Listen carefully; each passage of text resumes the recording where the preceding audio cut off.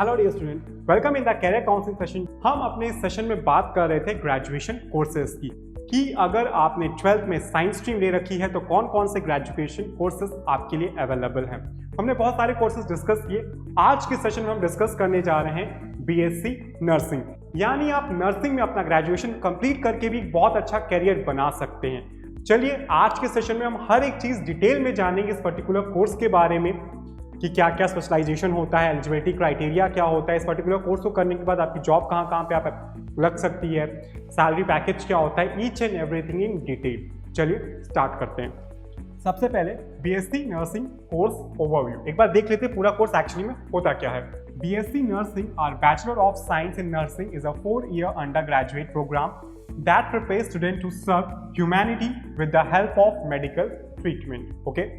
Students can pursue this course after completing their 10+12 with physics, chemistry and biology as compulsory subject. BSc nursing course can also be studied by general nursing and mid-veterinary GNM degree holders. Okay.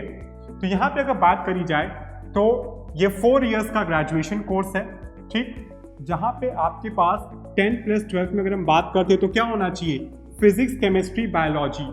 Okay, physics, chemistry, biology आपके main subjects होने चाहिए। फिर अगर इसी को बात कर दिया जाए तो इसको आप क्या बोलते हैं, बीएससी नर्सिंग कोर्स भी बोलते हैं।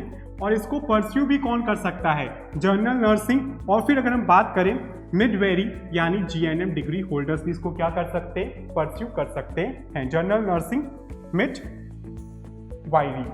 A BSc nursing course focuses on imparting knowledge to the student on critical career, advanced analytical skill and help them include values that are necessary for becoming professional nurses as per the National Health Policy 2002.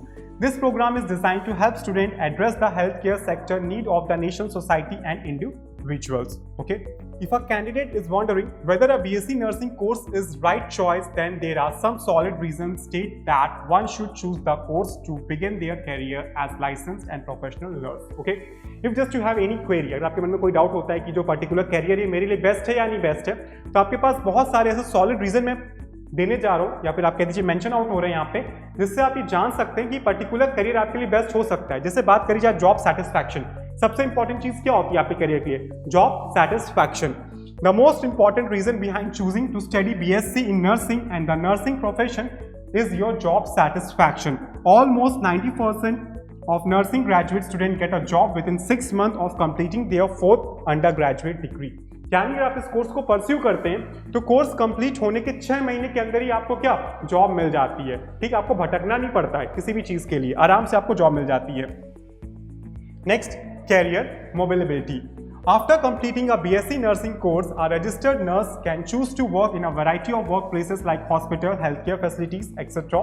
They can also choose to work in a frontline trauma care. A nurse role also get extended to the public healthcare community setting if a candidate is interested in teaching job role or educators in nursing school also an excellent career choice. ठीक, अब career mobility यानी आप कहाँ career में जा सकते हैं। तो जैसे ही आप इस पर्टिकुलर कोर्स को परस्यू करते हैं बीएससी नर्सिंग को, तो आप किसी भी आप रजिस्टर्ड हो जाते हैं नर्स की प्रोफाइल के लिए, आप किसी भी अच्छे हॉस्पिटल में अप्लाई कर सकते हैं, आप हेल्थ केयर डिपार्टमेंट में अप्लाई कर सकते हैं, ठीक है। अगर बात करी जाए तो आप पब्लिक एंड हेल्थ कम्युनिटी के साथ जुड़ जाते हैं, आप उस पर्टिकुलर फील्ड में अप्लाई कर सकते हैं। फिर आप एजुकेशन फील्ड में भी आ सकते हैं, जैसे मैंने कहा बीएससी नर्सिंग, आप उस पर्टिकुलर फील्ड में टीचर एजुकेटर बन सकते हैं, जीएनएम के लिए आप एजुकेटर बन सकते हैं, तो आप टीचिंग फील्ड में भी जा सकते हैं इस पर्टिकुलर कोर्स को परस्यू करने के बाद।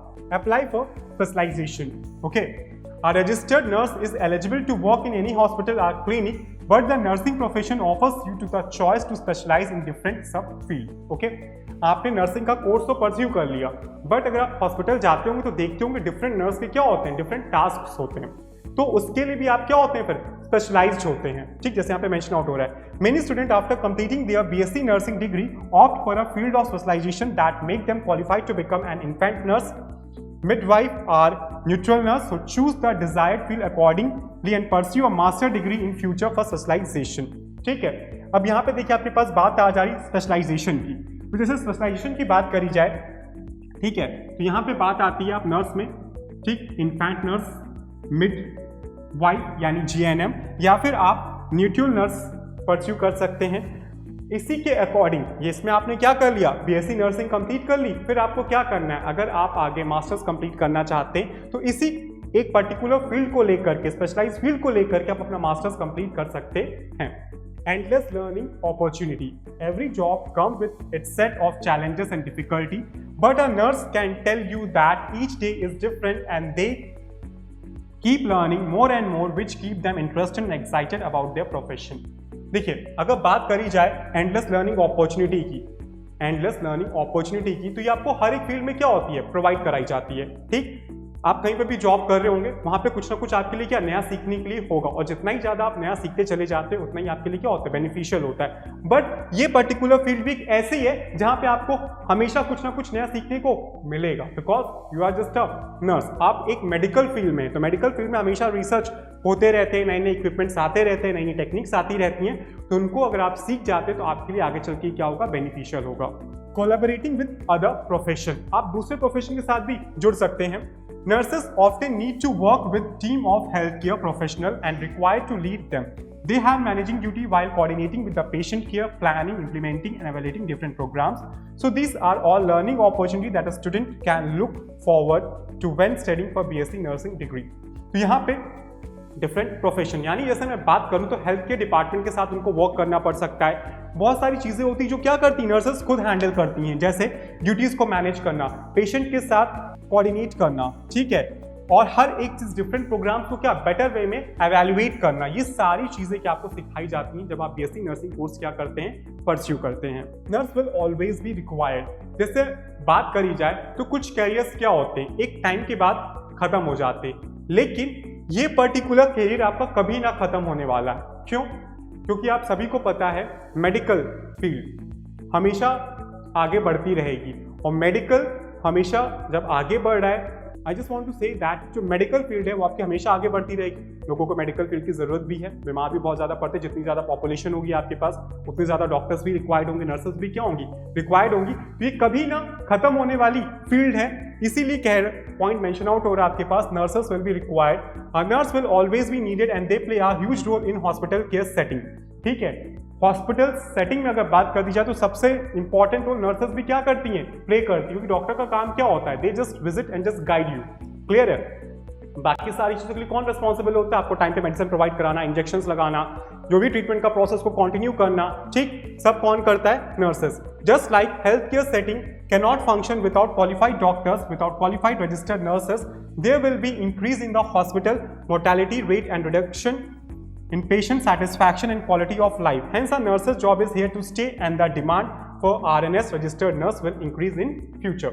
जैसे बात कर दी जाए अगर हेल्थ केयर सेटिंग्स में, ठीक है, तो जो डॉक्टर्स होते हैं, डॉक्टर्स के बिना कोई हॉस्पिटल नहीं चल सकता ना, इसी अकॉर्डिंग नर्सेस के बिना भी कोई भी हॉस्पिटल रन नहीं कर सकता है। अगर आप बीएससी नर्सिंग का कोर्स कर लेते हैं तो आप क्या बन जाते हैं, रजिस्टर्ड नर्स बन जाते हैं, और इसकी डिमांड फ्यूचर में चल के बहुत ज़्यादा होने वाली है, बिकॉज आप सभी को पता है कुछ पर्टिकुलर फील्ड ऐसी हैं जिनका स्कोप कभी नहीं खत्म होने वाला है। जैसे मेडिकल फील्ड हो गया, इसका स्कोप कभी नहीं खत्म होगा।